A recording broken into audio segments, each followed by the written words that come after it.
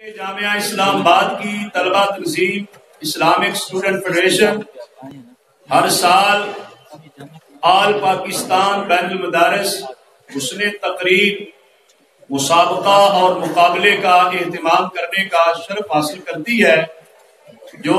اردو، عربی اور انگلش 3 زبانوں میں وطن عزیز پاکستان کے مختلف شہروں سے مختلف مدارس و جامعات کے ہونہار قابل فخر طلبہ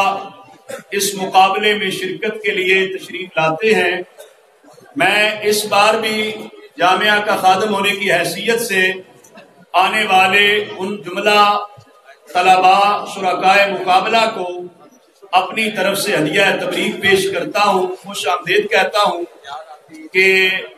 وہ ہماری دعوت پر ہر سال ملک کے طول و عرض سے یہاں پہ پہنچ کر ایک طلبہ کی اچھی اور ہم نصابی سرگرمی میں اپنا حصہ لیتے ہیں۔ میں امید رکھتا ہوں کہ یہ طلبہ ہمارا مستقبل ہیں، اہل سنت کا روشن مستقبل ان کے ہاتھوں میں ہے، اہل سنت کی مستقبل کی یہ لیڈرشپ ہے، اہل سنت کے مستقبل کی یہ ایک مضبوط قیادت ہے۔ اللہ تبارک و تعالیٰ ان کا حصہ لینا، شرکت کرنا۔ ہمارے جو آج کے مقابلہ تقریر کے اردو، عربی اور اردو کے اور انگلش کے جج سے قابل محترم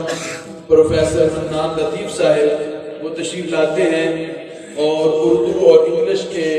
پوزیشن ہولڈر حضرات کا نام اناؤنس فرمائیں گے۔ انگلش میں 33 نمبر پر آئے تھے غلام مرتضی۔ یہ سارے ہمارے وہ مقررین تھے جنہوں نے ان 5 زبانوں میں ہونے والے مقابلہ جات میں مختلف پوزیشن حاصل کی، جیسا کہ کی طرف سے قبلہ مشت گرامی کی بارگاہ میں ہدیہ عقیدت کے لیے اعزازی شیلڈ کا اہتمام کیا گیا۔ پاکستان بین المدارس مقابلہ میں